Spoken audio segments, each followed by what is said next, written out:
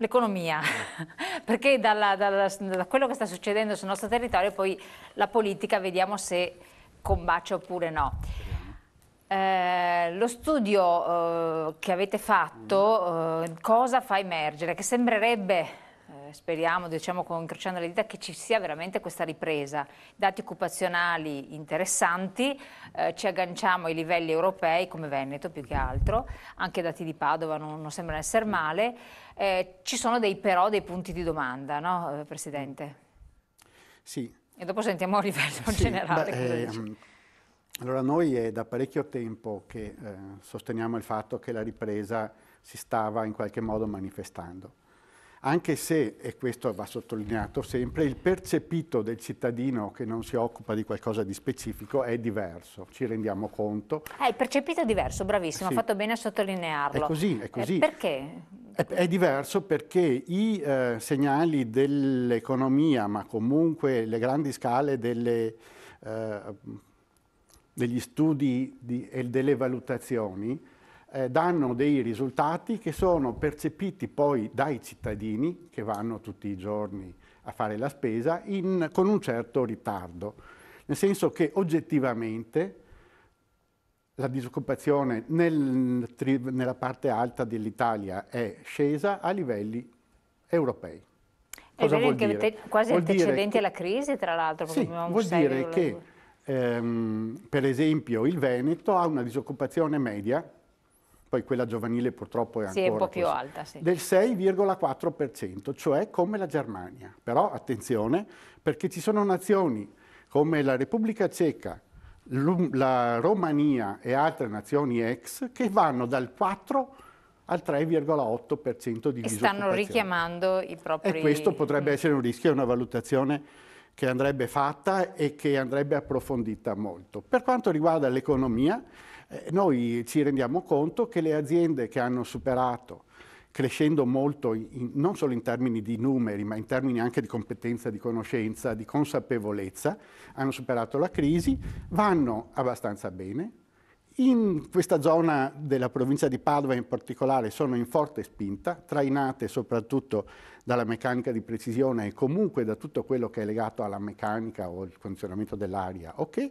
I posti di lavoro in provincia di Padova nell'ultimo anno, nel 2017, sono saliti di 6.000 unità e di nuovo sottolineatura che non è un dire vengano tutti qua che li manteniamo tutti. Su 6.000, 2.000 sono cittadini non italiani, forse sono americani, forse sono del Principato di Monaco, io non lo so questo, ma su 6.000 ce ne sono 2.000, vuol dire che il 30% della popolazione lavoro in crescita non è italiana. Questo non è banale, va tenuto in forte considerazione. Comunque noi siamo positivi e confidiamo che quello che i numeri dicono, e quelli sono indiscutibili al di là del fatto che a uno piaccia o non piaccia, i numeri dicono che stiamo andando un po' meglio. Speriamo bene adesso col governo che almeno non ci complichino ulteriormente le cose. Questa è una preghiera proprio fatta a chiunque sia e chiunque venga individuato come Presidente del Consiglio. No, almeno non più complicato di così. Se mai possibile un sogno, semplifichiamo, semplifichiamo, semplifichiamo. Bravissimo, perché un anno fa, mi ricordo, più o meno in questo periodo, forse era qualche mese prima, ci eravamo ritrovati, come diciamo, periodicamente, e mi ricordo che eravate un po' inquieti, non tanto anzi, la situazione era ancora allarmante, quindi sentirla positiva e quindi anche con dati testuali è qualcosa che può tranquillizzare in qualche modo. Sì, ma siccome oramai questa del semplificare la dicono veramente tutti, sono pochi quelli che ancora cercano di complicare ulteriormente. Speriamo che sia una linea di comportamento generale, è così sensata la cosa. Vedremo, vedremo. Vedremo. Pontelli. Cosa dice lei? A me fa piacere che la provincia di Padova veda questa ripresa. Personalmente... No, ma loro lo fanno un'analisi anche a livello regionale. Sì, proprio. Sì, a livello nazionale, il primo trimestre 2017-2018, la crescita industriale è pari a 0. Quindi 0, crescendo vuol dire che sta diminuendo la domanda interna e anche l'Expo sta arrancando. Ed è a 0 perché nell'ultimo mese è aumentata dell'1,2 dopo 2 mesi negativi. Questo significa che la crisi non è finita, che non siamo usciti da quel cono terribile da quale siamo dentro dal 2008 e soprattutto che per quanto riguarda le previsioni future, noi abbiamo tutte le previsioni sia della BCE che della Banca d'Italia che di Confindustria, noi abbiamo tassi di crescita del PIL inferiori all'inflazione. Questo chiude ogni tipo di discorso, perché se noi non riusciamo a crescere nemmeno in rapporto all'aumento del valore nominale del PIL, ma siamo sotto, vuol dire che le cause sono molto più serie, sono molto più difficili da individuare e soprattutto sono più difficili da individuare le soluzioni. Per cui sì, c'è stato un incremento dell'occupazione, bene, facciamo 1 milione di nuovi dipendenti, di nuovi posti di lavoro, 91.000 sono a tempo indeterminato, dei restanti 910.000, il 33% dura 3 giorni, il 60% dura 6 mesi. È evidente che questa nuova occupazione non potrà mai incrementare la domanda interna, di conseguenza è inevitabile che si continui a tirare un po' più in là, cercando di arrivare fino alla fine del mese, ma rimane il discorso di base che non è questa la ripresa. Perché una ripresa senza un supporto alla domanda interna basata solo sull'export, che va benissimo, intendiamoci, perché per fortuna la Germania viene a comprare dalle nostre PMI molta meccanica di precisione, molti attrezzi relativi all'automotive, su questo non si discute, ma non è questa la ripresa economica. Noi stiamo galleggiando pregando il Dio. E adesso bisogna cambiare con i vertici appunto della BCE, il fatto che veramente... Tra l'altro faccio un piccolo inciso. Noi continuiamo a ragionare in termini come se noi fossimo in una situazione normale. Noi dobbiamo metterci in testa una volta per tutte che da dopo Monti, cioè dal novembre 2011, noi viviamo in un clima di sospensione dalla realtà. D'accordo? Noi viviamo in un periodo in cui i nostri fondamentali economici non valgono nulla perché c'è stato Draghi all'inizio addirittura con il parere negativo del Bundestag tedesco che continua a comprare i nostri titoli. D'accordo? In questa sospensione della realtà noi siamo stati in grado di fare 326 miliardi in più rispetto all'11 novembre, rispetto al novembre 2011 e noi ci ritroviamo adesso con 2.317 miliardi rispetto ai 1987 di allora e siamo nella medesima situazione. Crescita zero, perché non siamo in crescita, avremo una crescita inferiore persino all'inflazione. Per cui se non è una regressione economica questa, non so cosa si debba pretendere dagli indicatori economici. Onorevole Bond, domanda interna che manca, Italia a 2 velocità, beh, a parte la sospensione della realtà voleva commentarlo, ma anche un'Italia a 2 velocità. Volevo commentare le considerazioni dell'economista Pontelli, perché, e ha ragione, perché se noi vediamo un BTP scadenza 2067 definito Matusalem, a 94-96, che è stato quotato a 100. Un anno fa era a 79-80. La domanda che uno deve porsi è: ma siamo così migliorati? Andiamo così tanto bene? Ci avviciniamo a 100, un anno fa era a 78. In verità è la BCE che sta acquistando a mani basse questo prodotto perché chiaramente è un prodotto che ancora per lei rende un qualcosina in più. 24.000 l'indice della borsa. Le azioni sono parecchio su, ma dipendiamo da un trend americano che se dovesse invertire la rotta cadiamo come un pero. Queste considerazioni le faccio perché c'è una grande differenza tra l'economia reale e diciamo, i dati che vediamo in senso generale.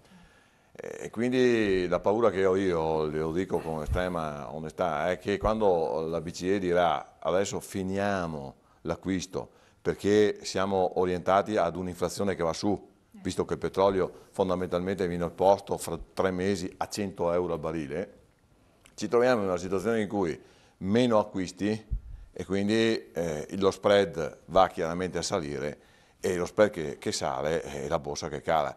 Quindi una sorta di scenario come quella volta in cui Berlusconi è caduto proprio per una sorta di crisi finanziaria in parte dovuta, in parte diciamo stimolata, che ha creato essenzialmente un cambiamento di governo. E questa è un po' la mannaia che noi abbiamo sopra la testa.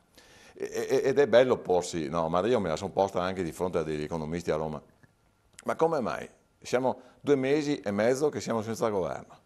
nel paltano totale, perché tutto sommato siamo nel paltano totale. Potrebbe anche uscire una maggioranza e dei ministri molto euroscettici, eppure questi prodotti finanziari, che sono il termometro dell'economia e della finanza, non calano. Ed è questa la risposta.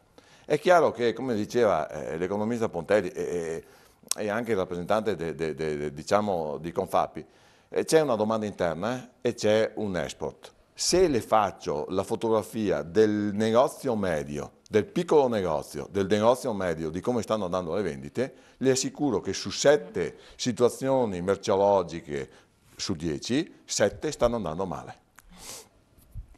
E parla uno che vive anche di questo. Quindi la mia preoccupazione qual è?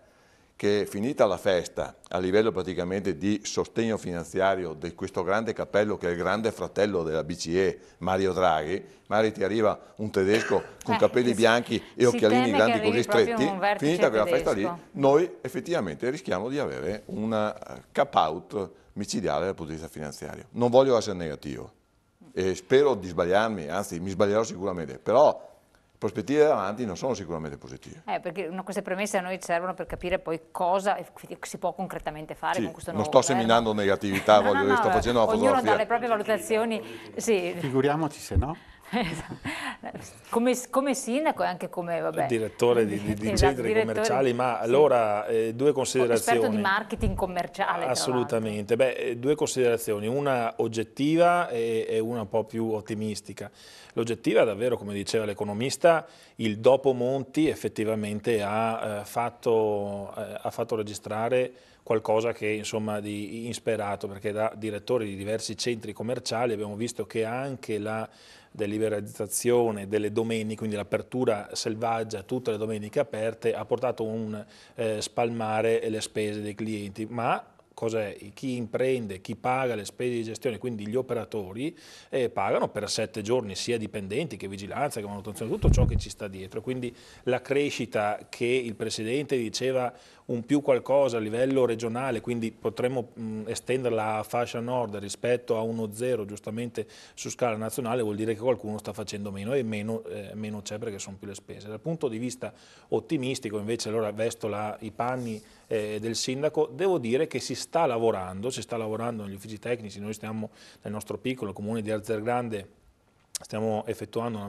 una variante urbanistica proprio perché in vista di ampliamenti delle aziende che sono sul territorio. Come diceva giustamente prima il Presidente Carlo Valerio, una economia di precisione, quindi imprenditoria di precisione e anche di servizi. Questo lo stiamo appurando e insomma calcoli di oneri, tutti questi escamotage, e ci fa ben sperare, quindi ecco il messaggio ottimistico a cui mi riferivo prima, davvero da qui alla fine dell'anno dovrebbe cambiare qualcosa, ma davvero dobbiamo sperare questa stabilità di governo, perché altrimenti le persone, gli investitori, chiunque imprende, quando c'è qualcosa di instabile ovviamente ha paura di investire, quindi dovremmo il prima possibile andare a governo con questa stabilità, insomma. Una maggior stabilità. E lei come segretario del PD come la vedete? Avete fatto diverse considerazioni, no? Analisi prima della situazione locale, che poi lei è anche sindaco, per cui mastica il territorio costantemente. Questo è vero. Io resto un po' basito delle cose che raccolgo finora, nel senso che noi usciamo da una campagna elettorale in cui gioco forza qualcuno ha materializzato in termini di voto la sua avversione alla sovrastruttura Europa. Se poi però entriamo dentro nei dati economici, è di tutta evidenza che dobbiamo quasi rendere grazie al fatto che avessimo il governatore della Banca Europea, che quel quantitative easing sono venuti a comprarci il debito pubblico nostro in pratica. E come dire, ce l'hanno salvaguardato, perché altrimenti sarebbe stato sovraesposto il nostro, come quello di altri paesi dell'Europa, a un attacco magari speculativo che ci portava al rischio di quando c'è stata la Troica che voleva imporci il governo. Allora capite che questo è il cortocircuito che sta vivendo la politica e la rappresentatività in Italia e nei paesi dell'Europa. Cioè noi quando ci serve ci affidiamo alla sovrastruttura che ci salva e che ci dà le regole. Quando però le regole, gioco forza, diventano, come dire, vissute come un cappio, vorremmo uscirne. Cioè delle due l'una. così come anche, estremizzando un po' i ragionamenti che ho sentito prima, io sono consapevole del fatto che l'economia si è basata finora, quella che ha retto, l'impresa che ha retto si è basata sull'export e che gli acquisti interni come dire, erano a livelli medio-bassi. Ma per fortuna c'era l'export, perché altrimenti saremmo già collassati in un buco nero di cui nessuno vuole tener conto, che negli ultimi anni qualche attività proposta dal governo che sta uscendo con le ossa rotte, e adesso vedremo chi arriva dopo che, come dire, ha saputo vendere agli italiani il miglior prodotto, ma bisogna capire se il miglior prodotto sta così sulla base anche di quello che vedo non nel sovratesta e non nel sottopancia della proposta di stasera. Qui vengono fatte 10 proposte di governo messe in un contratto, cosa che da un punto di vista della proposta pubblica è sicuramente innovativo, anche se non è nulla di nuovo sotto il sole, ma insomma nel proporsi ai cittadini riconosco dall'altra parte che è una novità. Una novità nel senso che uno non materializza delle cose concrete, in teoria, su cui discutere. Si parte dalle proposte anziché dalle figure, diciamo, di leader. Poi alla fine si parlerà anche estremamente di leader, e battuta che riporterò nei prossimi mesi, visto che è stata giocata contro di noi per anni, se uscirà un terzo uomo che non sia né il candidato premier di una parte né il candidato premier dell'altra, ed è magari un tecnico politico, adesso ne capiremo, e a quel punto è un governo dei non eletti, perché è la cosa che è stata detta per 5 anni nei governi precedenti. Ma torniamo al contratto. Lì dentro ci sono tante cose vere da farsi, ma che costano 100 miliardi. 100 miliardi. Se già solo per sterilizzare l'aumento dell'IVA servono una manciata di miliardi che bisogna trovare di qui a qualche mese. Allora i miliardi si trovano o perché aumentano le entrate o si tagliano le spese. Cioè io non trovo tante altre soluzioni. Quindi qua, dopo l'infiorata di campagna elettorale che ci ha lisciato il pelo a tutti, ci viene detto responsabilmente dove si trovano le risorse per fare andare avanti questo Stato? Perché altrimenti fra un po' di anni arriverà qualcuno che farà 10 volte peggio quello che gli è stato chiesto al governo dei tecnici di 3 o 4 anni fa, quando eravamo già con 2 piedi nel burrone.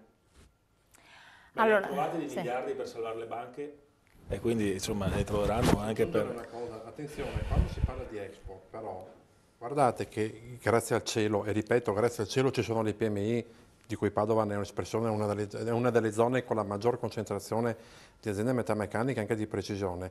Ricordatevi che un conto è per un'azienda far parte di una filiera estera, per cui il fatto che la Volkswagen venga a prendere componenti dei propri cruscotti in Italia, dalla componentistica, va benissimo, ma questo è un fatto incidentale, cioè nel senso che le PMI sono molto apprezzate italiane per la loro tecnicità, per la loro qualità, tuttavia rimane il discorso che noi dobbiamo invece esportare i made in Italy, cioè la filiera, è la filiera che ti assicura il benessere diffuso, perché all'interno di un prodotto intervengono una valanga di professionalità, aziende intermedie e via di seguito, per cui quello dà la grossa ricchezza. Esattamente. Il problema è che l'export legato solo alla presenza di nostre aziende, per fortuna che ci sono, legato solo all'appartenenza a filiera estera, non può più essere sufficiente. Noi non siamo più in grado, perlomeno siamo in un periodo in cui la nostra filiera, il nostro Made in Italy, al di là del Vinitaly e del settore che va benissimo grazie a Dio, noi stiamo perdendo quel tipo di forza, o perlomeno si sta rallentando, ed è questo il vero problema, pur restando il fatto che per fortuna in questa zona ci sono i PMI che fanno parte di filiere estere. Ma noi dovremmo cominciare a ragionare in termini di filiera intera, perché la filiera intera è l'unica che assicuri benessere diffuso ad una grande quantità di persone. Rilancio dell'economia, vediamo appunto se il pacchetto del governo mette in discussione questo. Do subito anche la parola, aspetti un secondo Presidente, andiamo in pubblicità qualche secondo, certo, così dopo più tempo, poi sentiamo anche gli altri interlocutori. Pubblicità pochi secondi. Grazie.